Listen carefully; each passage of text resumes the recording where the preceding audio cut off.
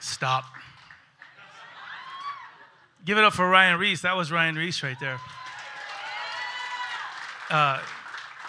He'll share a little bit, and Head will share a little bit. But church, where you been all my life?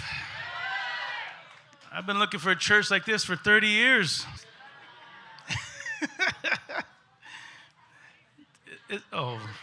Let's go Texas. Oh, man. You don't have to be a Christian to know that something's going on here tonight. That the Spirit's here because He loves you. All you Christians that are here, God bless you. Thank you so much.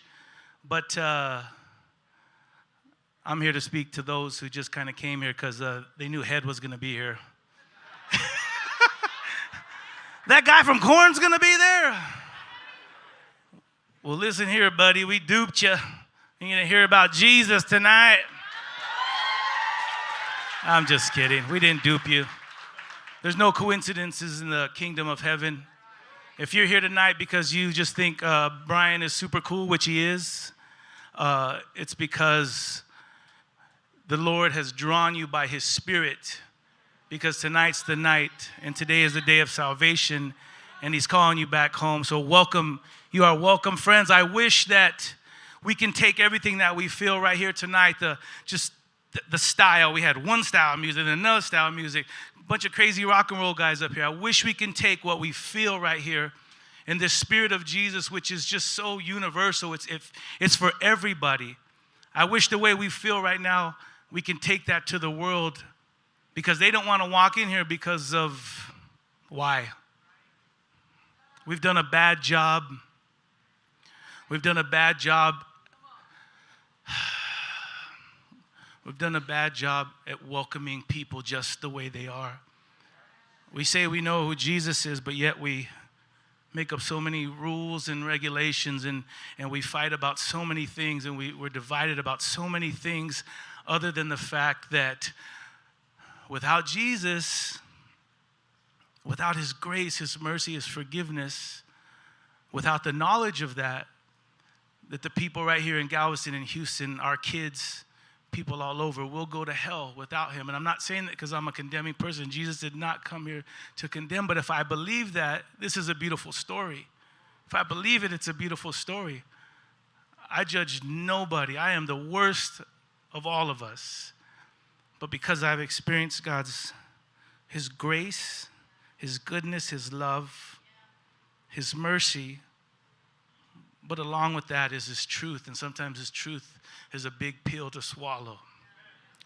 But when we swallow it, you know what I mean? It's like a vitamin. It's good for you, right? Got a headache? I take a little aspirin, you know what I mean? But, yeah, it's not about music or anything like that. I just, like I said, I really do commend you guys. I've had a lot of bitterness towards the institution of church and Christianity because when I gave my life to Jesus, it was real. You know, it was real. I had a divine encounter. My story is long, but it was real. And Jesus made Himself real to me. And when I watched my mother die, I wanted her Jesus. But when I asked God to come into my life, He then became my Jesus. And as that became more real and I started to discover the Jesus of the Bible, not the angry guy on the corner telling me I was going to hell, or the people on those holy Christian channels that wanted my money so that, you know, I can be saved. Not the historical, you know, hypocrisy story of Jesus, or the Crusades, or even an Americanized, no offense to any of us, because I'm Italian. I guess that's white too.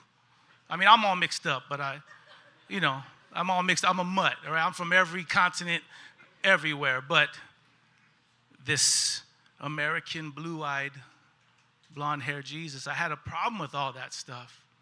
But until Jesus showed me who He was from reading His word, man, it became so cool. It became so good. It became real. And then when I left, even a street family or this world, maybe this family that I thought was in my world, and got saved and to follow Jesus, thinking like, hey, look at me, hey Christians, I'm here, I'm in the family, thank you. Huh? You're not of God. You have tattoos. You're whatever. You're from California. I haven't heard that one. Can you believe that? I'm a California Christian. I mean, I was offended then. Nowadays, okay, I get it. I'm trying to get out of California, you know what I'm saying? Come on, Texas, I'm feeling you. All right. I'm going to check the real estate when I get out of here. Don't lie. You know you're sick of Californians moving to Texas. Don't lie. You guys are fun.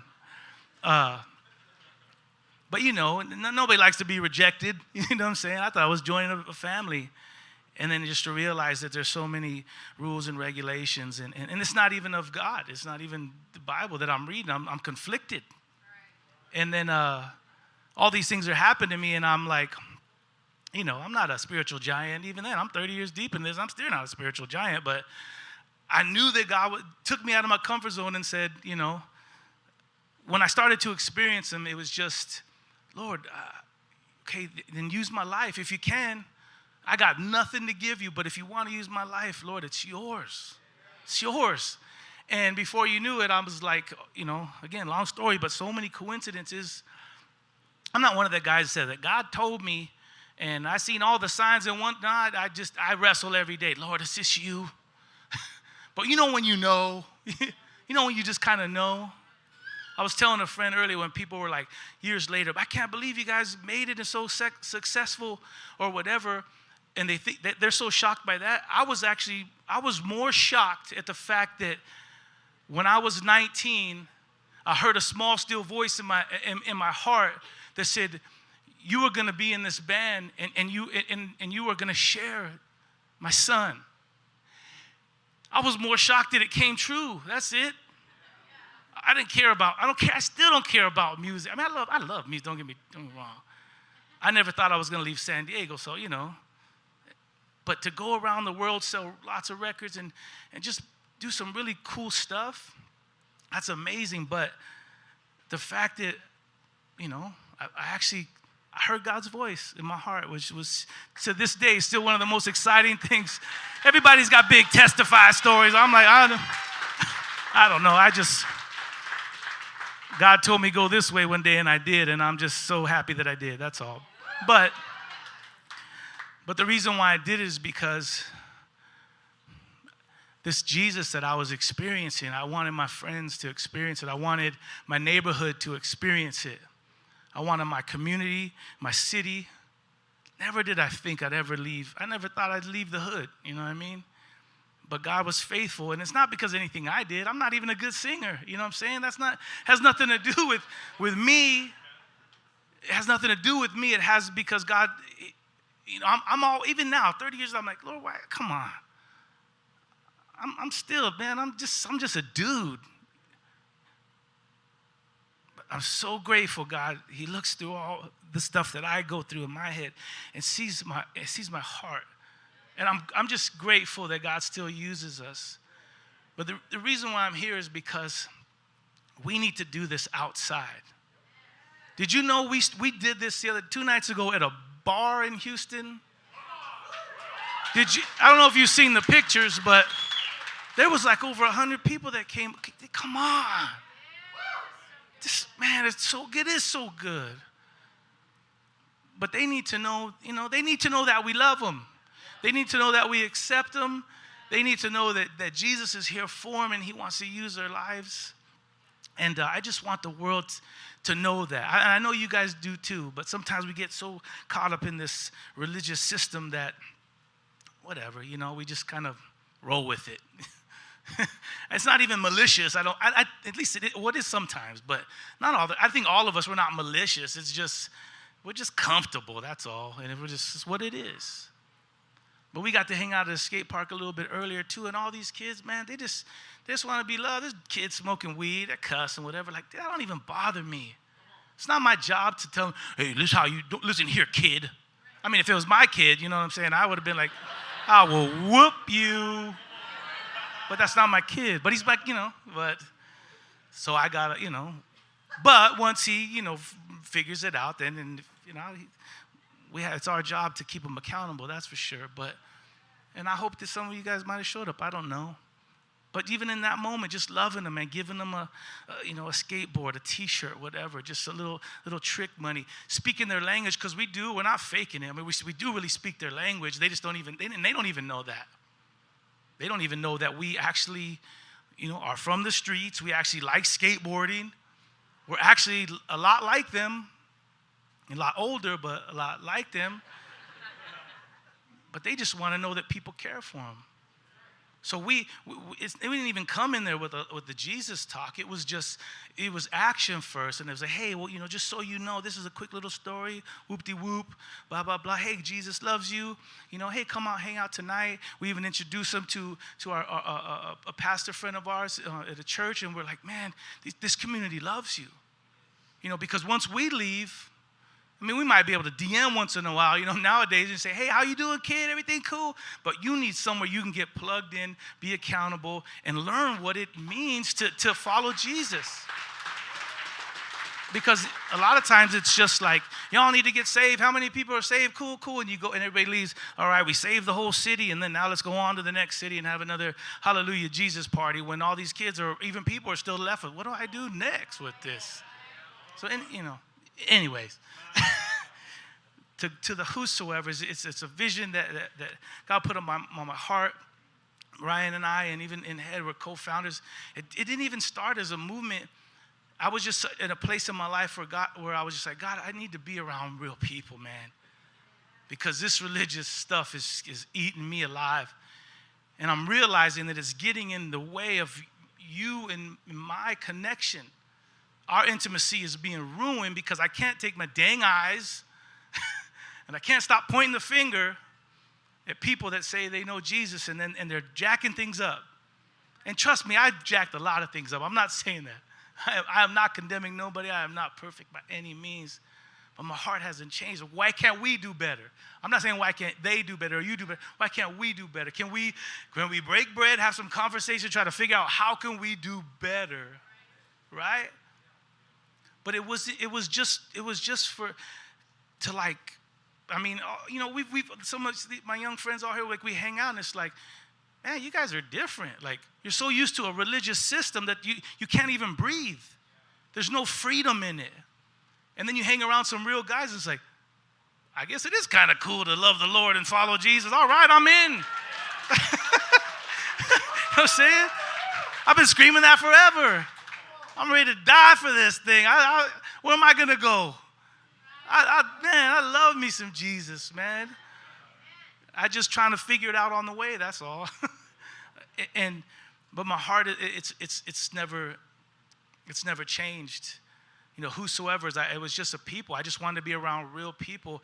I had this problem with this institution of Christianity. Of people, interviews, magazines, TV interviews. So, are you a Christian band? It's like, what do you mean by that, man? Are you trying to dupe anybody who's listening to this? Are you trying to link me up with that's something I know the world can't stand?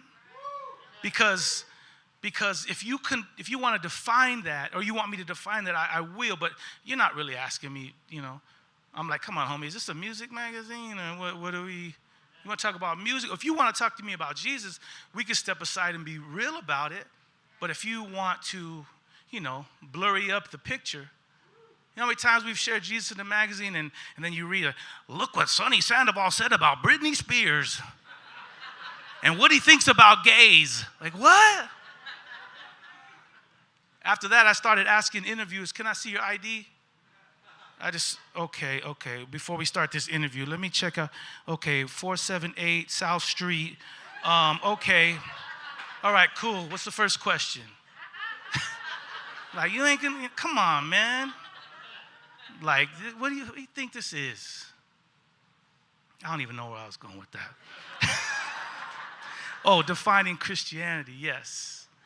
Yes. Sometimes I'm still trying to figure it out myself. I know who Jesus is. I'm just trying to figure out what Christianity is too. And then I started later, we realized, man, I believe Christianity, aside from what everybody else might think it is, I believe that's God. We've created all these religions and ways and ideas to how to reach God. And I believe Christianity is just faith in believing that we can't reach out to God. We can't do anything. God, he reached out to us first. And sometimes we're so stuck in our mess, we can't even reach up. So how can we create a system or something to reach up when maybe we were so paralyzed and, all of us, we've been there. You can't do nothing. And so that's the beauty of Jesus, is that he's just like, hold on. I'll be right there. All you had to do is just look up. You know what I'm saying? I'll be right there for you. And so as the whosoever's, to me, that just, I was trying to figure out, I was sick of trying to figure out how to be a good little Christian. And whosoever's was just one of them cool, when I'm reading scripture, it appears so many times in the Bible, and it was just a cool, a word. And then it started to resonate with me. It's just like, that says this is a people. It sounded like a gang to me.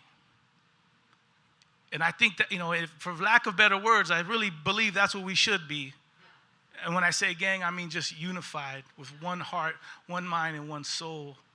And it did start from John 3:16, one of the most popular scriptures in all of God's word. For God so loved the world that he gave his only begotten son, that whosoever believes in him should not perish but have everlasting life.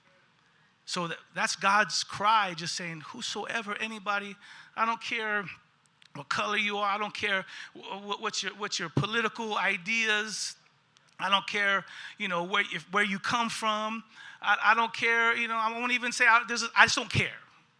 Whosoever, bring your baggage, whatever it is, your misidentities, your feelings, all these things, come to me.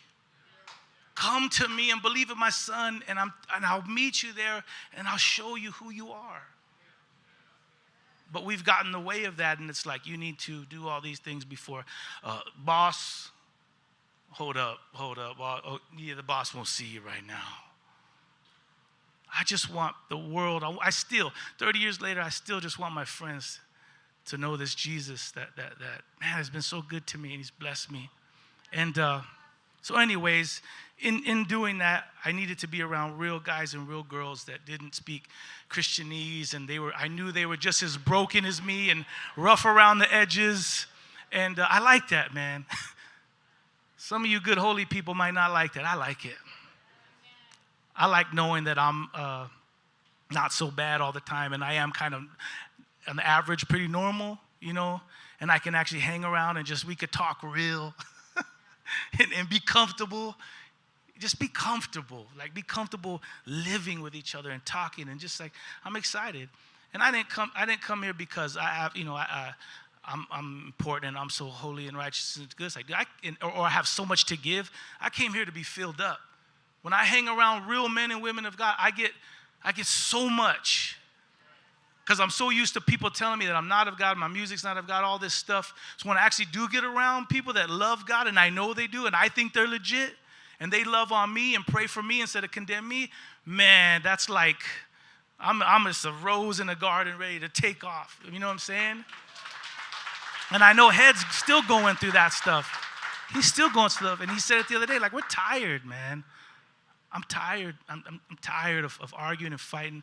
I'm tired of trying to defend my heart to convince anybody to let's go win the lost to Jesus, man. But the whosoever's is just, it's anybody. Ryan says it the best, from bums to presidents. It's us. There's no better, no not. It's just broken people at the foot of Jesus. And man, if we can share that love and that realness and that honesty and that vulnerability, man, the world, I think they'll listen. A lot of times I don't think the world has a problem with King Jesus. They just don't know who he is because we haven't done the best, of showing the world who he is.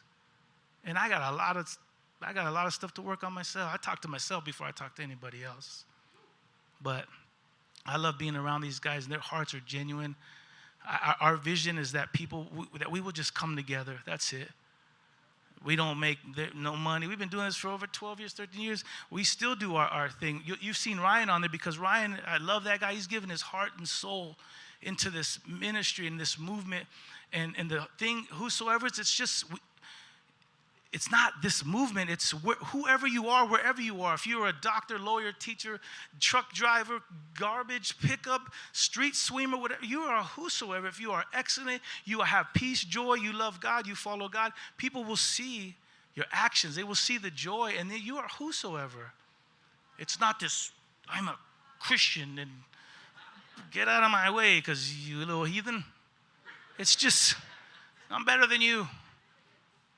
We're actually saying, I'm not better than you, man, but I am so grateful and thankful to know the Son of God that, man, I hope you find him too.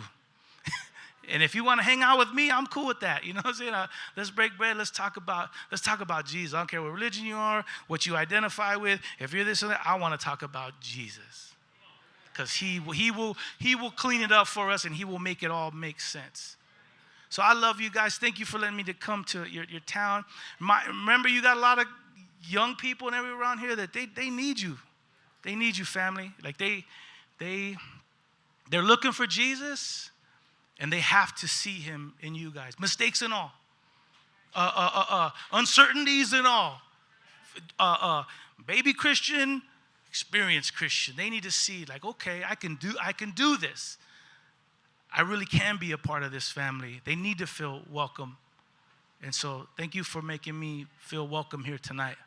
Because it's easier for me to talk to heathens than it is to Christians. Because I feel all intimidated, but, well, I don't anymore, but I did for a long time. Now I really don't, I love you, but I really don't care what you say. If you ain't about building the kingdom, then I'll see you there. All right, I'm going to shut up now.